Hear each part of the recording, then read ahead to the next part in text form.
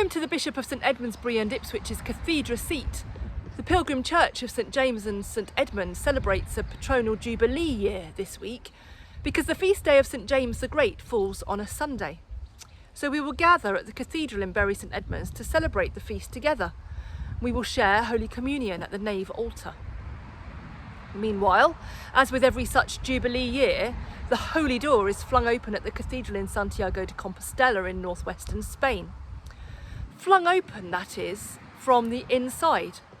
The stones that symbolically keep this one particular door closed in between jubilees are torn down, enabling all pilgrims to end their pilgrimage journey through the gate, followed by confession, absolution, prayer, and the receiving of Holy Communion.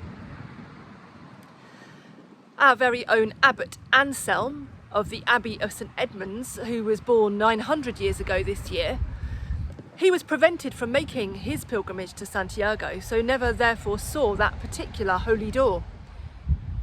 Instead, he channeled his disappointment into the construction of the Abbey's Pilgrim Church of St James, with its many influences from Compostela.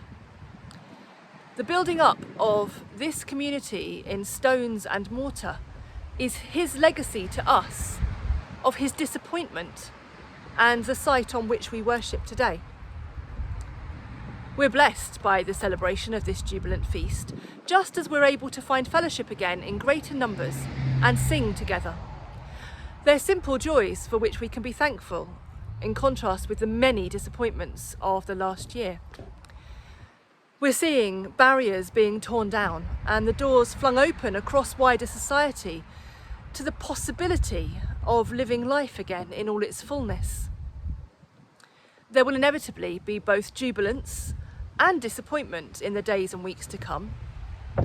Every day we will be challenged to invite the Christ who dwells within each of us to fling wide the gates of our hearts, that we might work to permanently tear down those barriers that exclude and diminish others, as we build up one another in love and as together we seek the common good.